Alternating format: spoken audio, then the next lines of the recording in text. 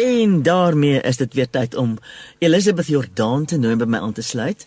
En Elisabeth gesels met ons oor die wonderlike man wat al die pad van Oorsee af gekom het en sulke diep spore in Suid-Afrika kom trap het, naamlik Andrew Murray. Lizzie, baie welkom en sê vir my, waar trek ons nou met Andrew Murray se storie? Want laas was hy nog hierdie advokaat gewees wat al die goeders moes regsien en uiteindelik het hy toe Wellington toe gegaan. Dis korrek, om ja. net weer by 'n gemeente te wees, né?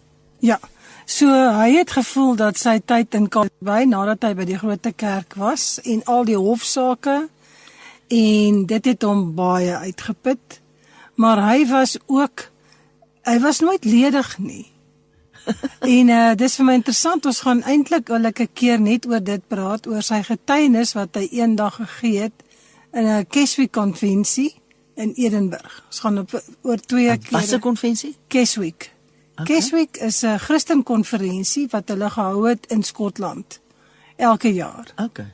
En so hy het daar gaan praat en toe het hy uiteindelik 'n persoonlike getuienis gegee, maar ek wil dit nie nou noem nie. Okay. So ons gaan dit in die toekoms hanteer.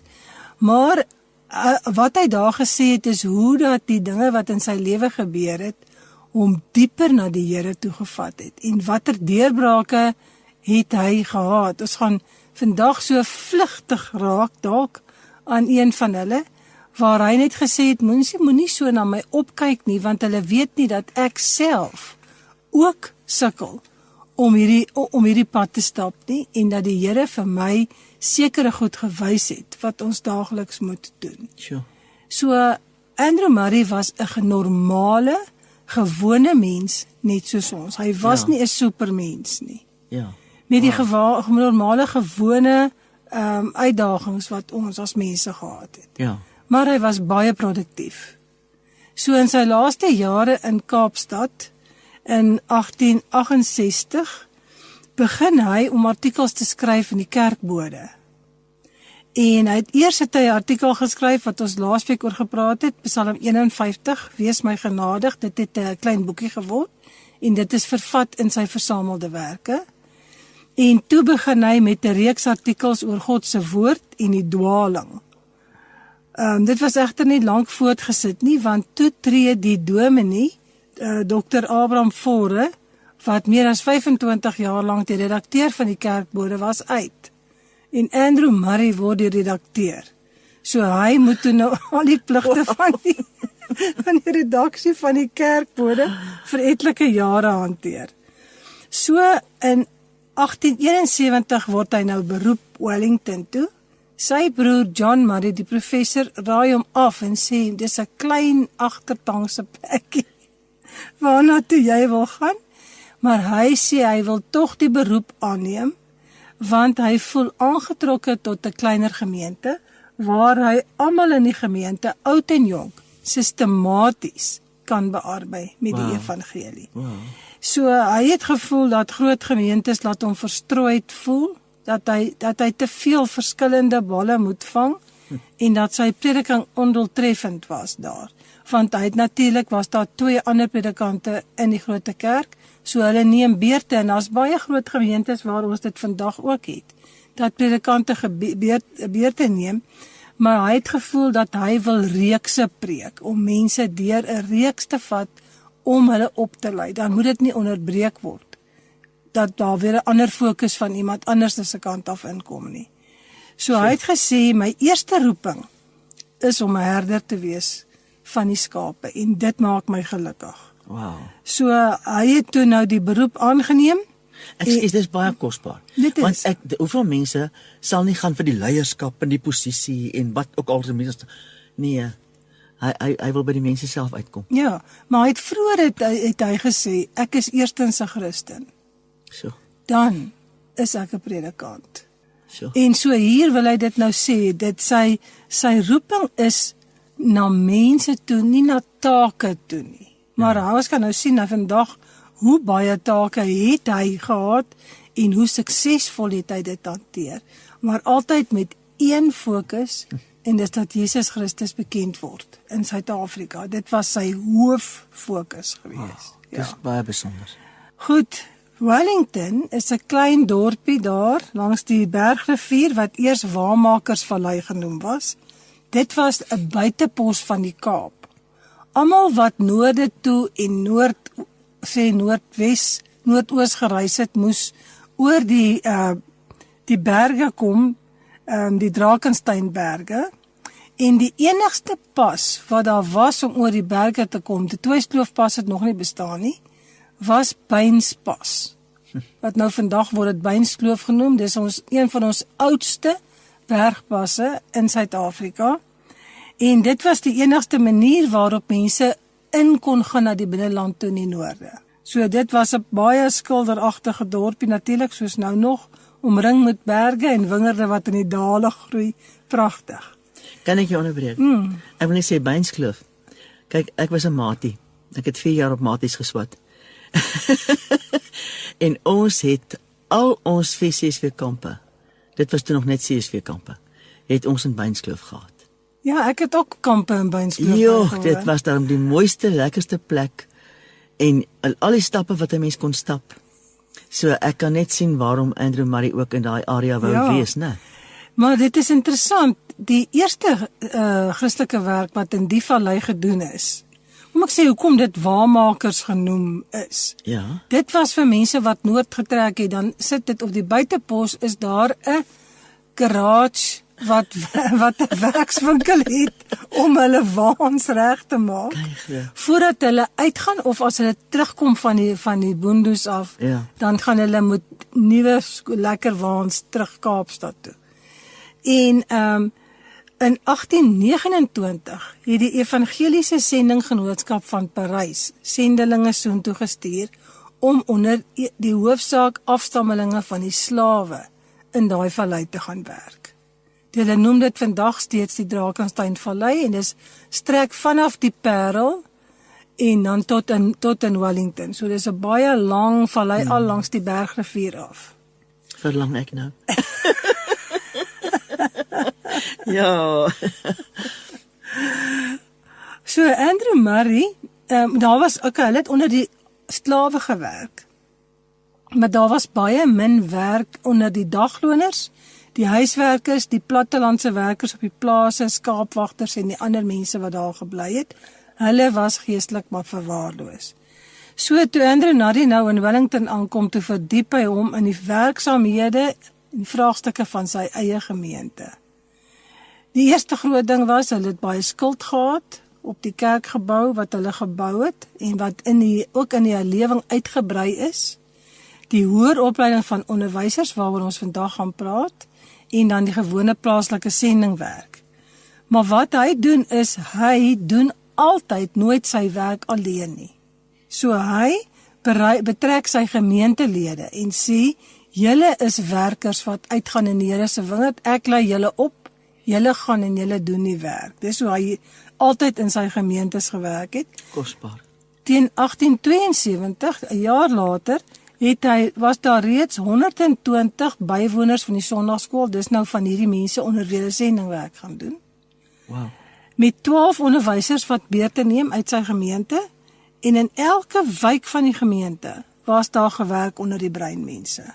Toe ontdek hy, soos wat nou is, dat daar 'n groot gebrek was in 'n sekondêre skool vir meisies. Dit is eintlik hoër onderwys, ons sal dit 'n college noem. Die Murrays besluit toe om hulle 2 oudste dogters, wat onderskeidelik 14 en 13 jaar oud was, na die Morawiese skool in Zeist in Holland te stuur. Net soos wat hy en sy broer toe hulle jonger was hulle Skotland toe gestuur. En nou is dit natuurlik die eerste van sy gesinslede wat nou nie meer in die gesin is nie. En soos wat hy nou vir hulle skryf, kry ons 'n klein blik in hulle huislike korrespondensie, of sal ons sê, met mekaar. Ja.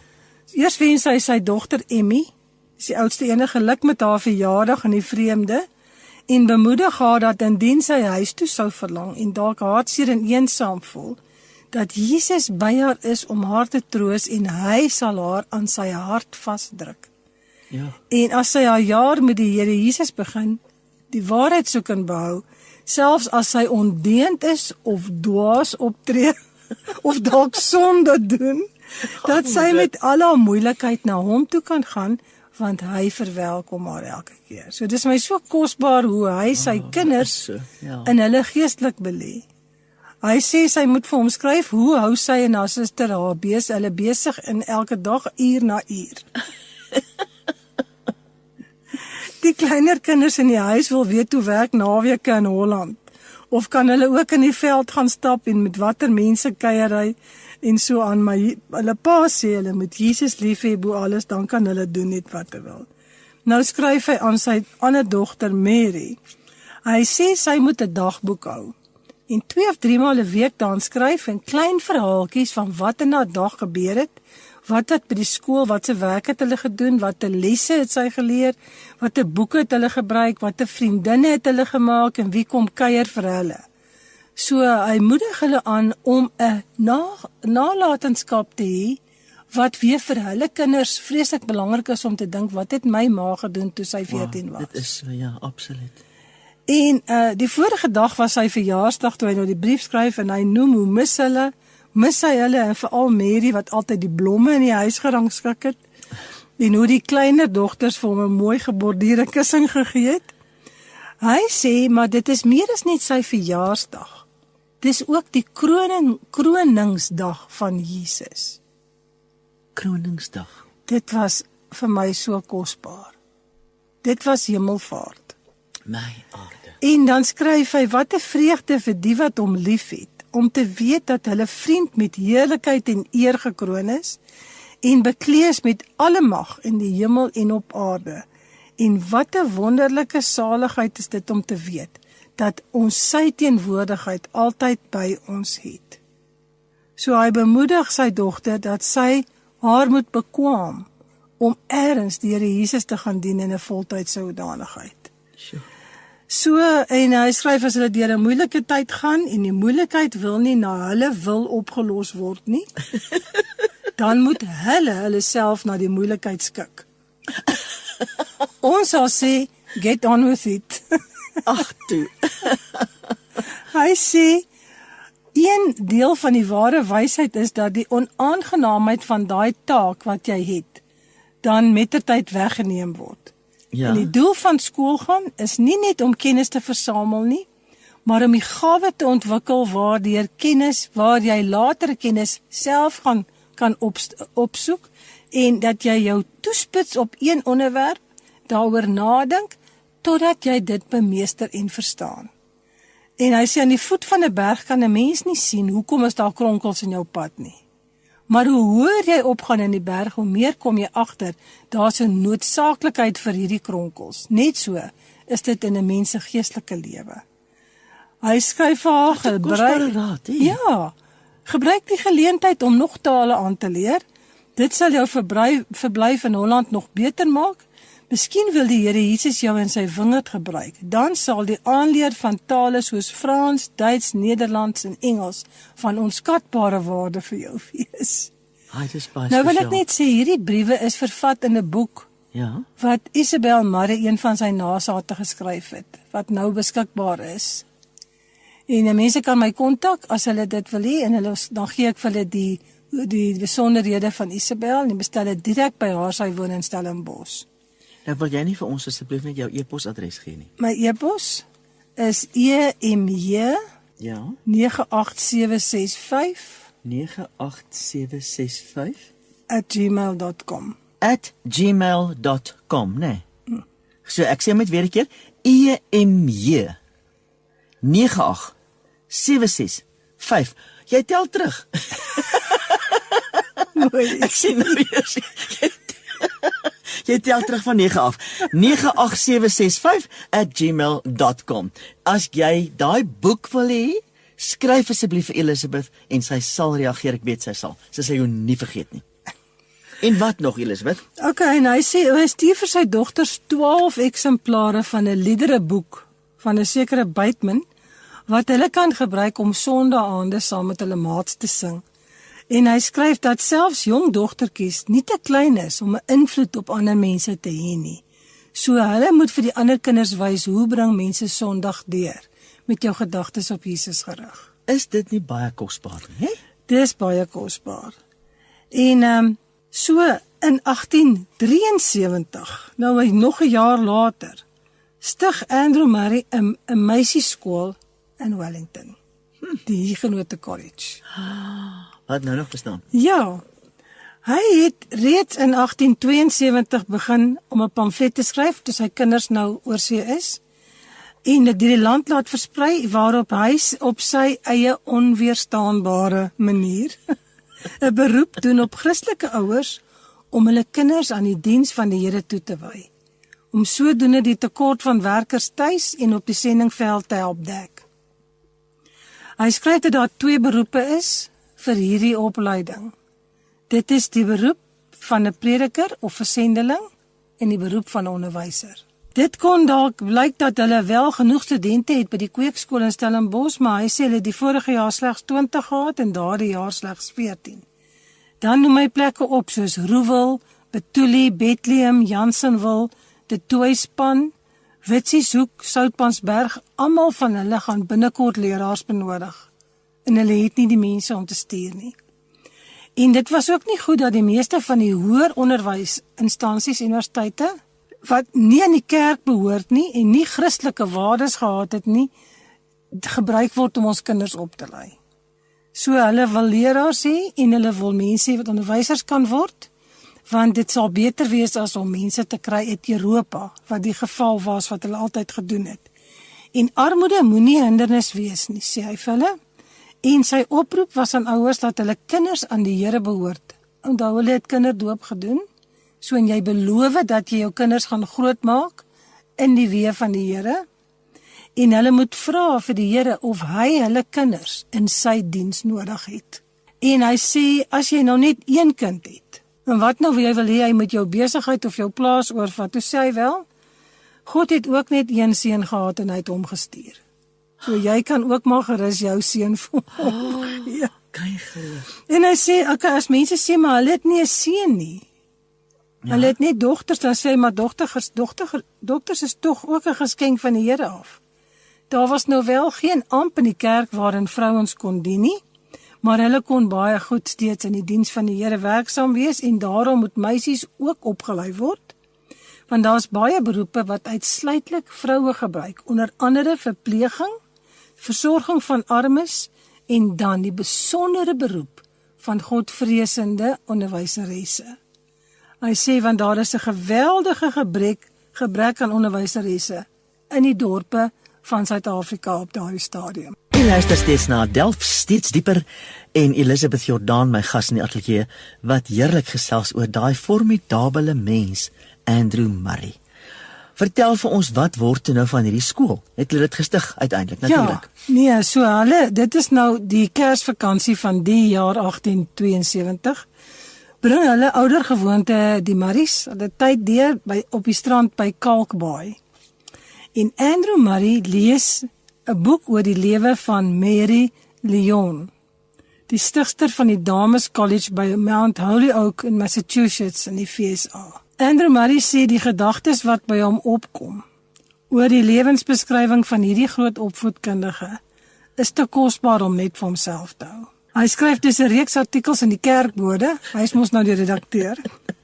Mary Lyon en die Holyoke Meisieskool, skryf hy. Haar eerste lese was eers die Koninkryk van God en daarna alle wetenskap en wysheid.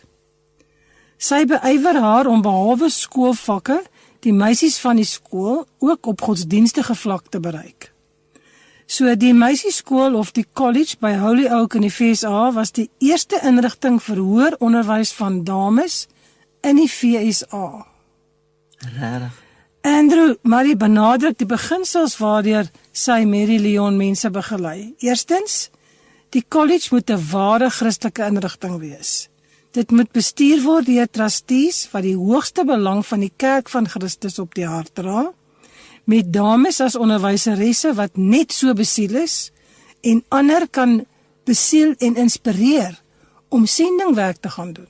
Tweedens, die huislike reëling moet netjies maar eenvoudig wees, sodat die huislike pligte moet deur al die leerlinge self verrig word om die kostes en die skoolgeld so laag as moontlik te hou, dat middelstand en laerstand mense wat tot dusver glad nie hoë uitgawe van hoër onderwys kon bekostig nie, ook onderrig kan word met dieselfde kwaliteit as wat die mees bevoorregte meisies op universiteite ontvang. So hy het alreeds begin om planne te beraam vir die oprigting van so 'n college inrigting in Wellington. En hy wil dit skoei op hierdie metode van Mount Holyoke. So hy hou toe nou 'n vergadering vroeg die volgende jaar, 1873 in die kerkgebou in Wellington. En daar met sy eie gemeente word die Huguenote College gebore. My aarde. Die hoofrede wat hulle voorhou vir mense is Christelike onderwys vir die land. Sjoe. Elizabeth, ek wil jou eers stop. Dink jy hoe formidabel dat daai vrou in Amerika nie net gedoen het wat sy gedoen het nie, maar sy het dit ook geboekstaaf. Kyk hoe belangrik is dit om neer te skryf dit wat jy van Vader God ontvang het en dit wat jy doen. Ja. En Andrew Murray lees dit aan hierdie kant. Ja, dis korrek. En dit inspireer hom weer. So nie een almal wat selfs na om my en jou luister hier op die lig op die oomblik. Wat is dit? Wat ons Vader in jou hart geplant het. Wat jy weer moet loop oordra na ander toe. Dit is mos soos wat die koninkryk uitbrei so stuurdeeg, né? Absoluut. Nee, absoluut. En veral dit wat getoets is. Ja. Deur ondervinding. Jy weet so, as jy 'n idee kry, moet jy dit deurvoer en kyk wat is die vrug daarop. En dan praat jy oor dit. Daar sê, ja. Ja, so, kom ons leer daarvan. Ja, ons moet absoluut daarvan leer. So hy het ook gesê hierdie skool moet nie net vir dogters van hulle eie gemeente wees nie, maar van meisies reg oor die land. En toe besluit hulle gaan dit die Huguenote College noem, omdat die verjaagde Franse Hugenote hulle hier in hierdie vallei kom vestig het. Wow. En steeds hier hulle God gedien het. Daarom wil hulle graag vir hulle in gedagtenis hou. Dit is kosbaar, baie kosbaar. Die gemeente van Wellington was so besiel met hierdie visie van hulle leraar, dat aan die einde van die vergadering het hulle reeds 'n kwart van die fondse ingekry om die gebou te koop wat plus minus 30 tot 40 meisies kan huisves, plus kaskamers natuurlik. Ja. Maar 8 maande van tevore, terwyl hy nog van voordat hy vakansie was, het hy al begin skryf aan hierdie plek in Holyoke. En vir hulle gevra of hulle nie onderwyseresse het om te stuur Suid-Afrika toe nie, toe hy nog nie die toestemming om die plek te begin nie, soos sy geloof was. En daar was baie groot belangstelling en 2 dames het gesê hulle is bereid om Suid-Afrika te kom en dit was Miss Ferguson en Miss Bliss, wat later 'n geweldige invloed gehad het in die lewens van jong meisies in Wellington. 'n geweldige nalatenskap gelaat het. Maar hulle is nou net Engels. So dit Hulle is nou Amerikaans, ja. Ja. Nie eers Engels nie. Maar so dit het ook dan 'n beperking geplaas eintlik op die. Ja. So die gebou word plegtig toegewy Oktober 1873 tydens 'n synodesitting in die Kaap. En 'n spesiale trein word van Kaapstad na Wellington toegereël dat die predikante van die synode die toewyding kan kom bywoon. Kan jy glo?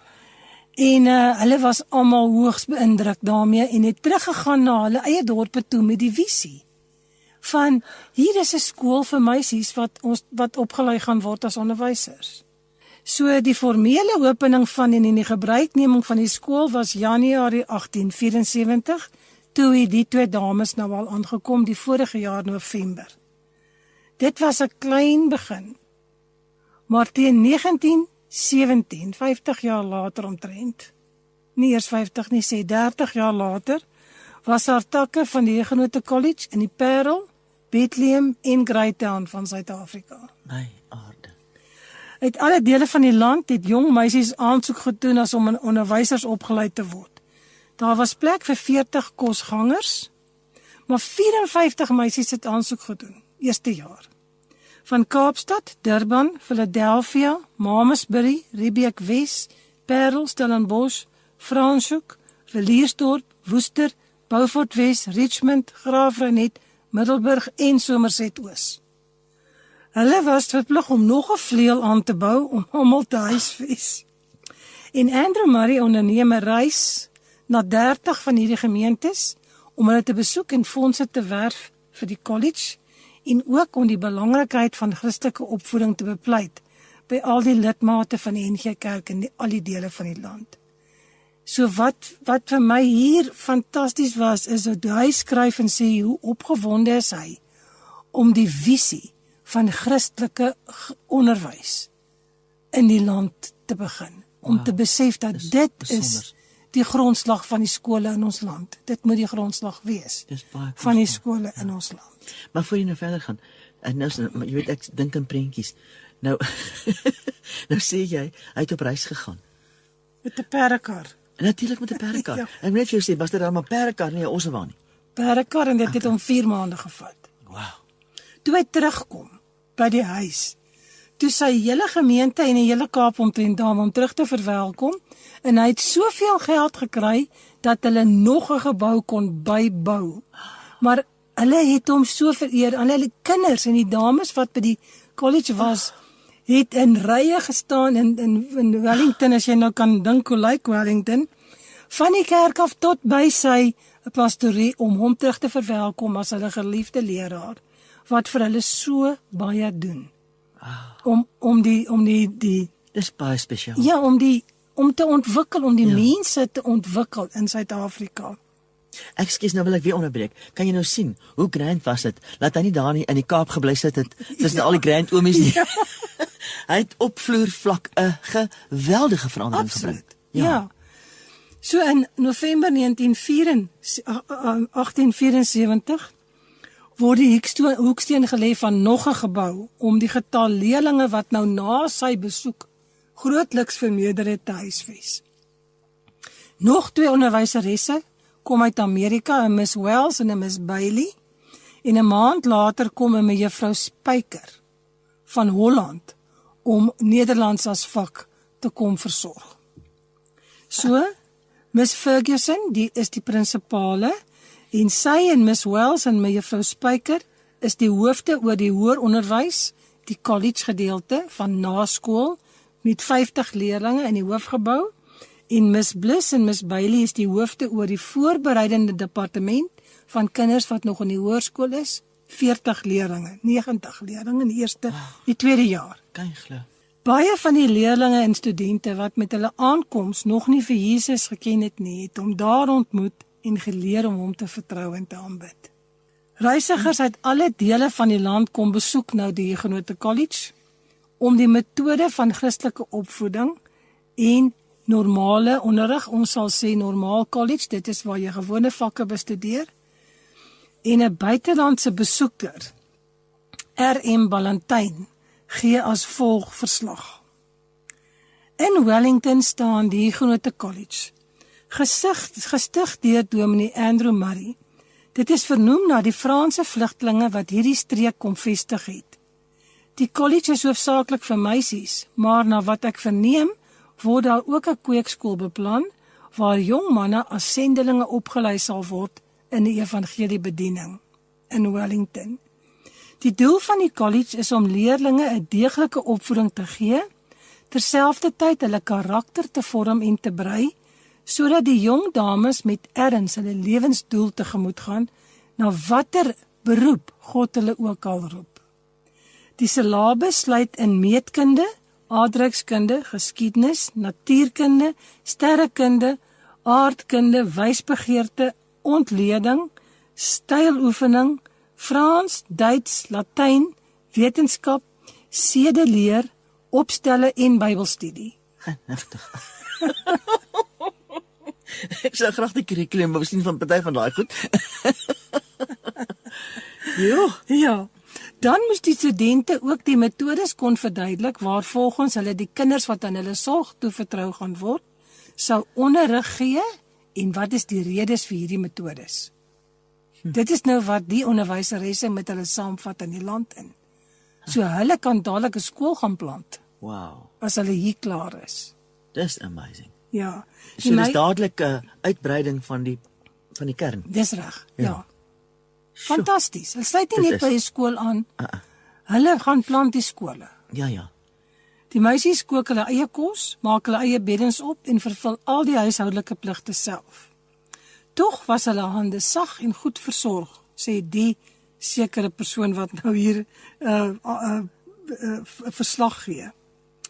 Hulle het vingers wat gemaklik die klawers op die klavier kan speel. Later eet hulle al lagende appelkose onder die vrugtebome. Middagete was brood en skaapstert vet, want botter hou nie in hierdie warm klimaat nie. Hierdie is die jong meisies wat sal terugkeer na die dele van die land waarvandaan hulle kom om liefhebbende middelpunte van die Christelike invloed in Suid-Afrika te word. Suid-Afrika het voorwaar 'n blink toekoms. En die beste van alles is dat hierdie meisies hulle verlosser met alles in hulle bemin, wat hulle uit die dieptes van sonde en onkunde gered het, en dat dit die basis vorm van elke nuwe skoolgebou en opvoeding wat hulle gaan onderneem. So hier is daar iets gebore Ja. in Andrew Murray se hart, Ja. wat uitgebrei het in die land, wat nie so seer in die kerk kan gebeur nie, maar wat uit die kerk uit beoefen word. Dis reg. Want dit wat nou daar in Wellington staan, ons weet dat die college is nog vandag nog daar. Dis reg. En ons weet ook dat baie van die vrouens wat opgelei is in ons land. Dit was later nie net onderwysers nie, dit was ook maatskaplike werkers. Dit was ook beraders en almal wat kon hulp gee aan jong mense en kinders en in hulle belê. Ja. Wat dit is. En vir my is my verlange in my hart, Here, kan ons terugkom na so 'n stelsel vir ons skole. Amen. Want vandag word ons skole net beheer deur die staat. Daar is nie meer nie, as die kleinste hoeveelheid privaat skole. Maar dis nie 'n algemene skool waar enige kind toe kan gaan nie. En ek het gevoel mens moet weer daaroor begin bid en vir die Here vra, Here, maak die kerk weer vrugbaar in hierdie saak van Christelike opvoeding. En daarmee is dit vir my tyd om te groet. Baie dankie dat jy vandag saam ingeskakel was. Dankie aan Paul for what you're doing for me on that side. En ek groet jou graag vandag met Alberton Lewensentrum wat vir ons die heerlike lied gee. Ek lê my lewe neer. Kom ons doen dit en kom ons sien mekaar môre by Loftus. Mooi loop.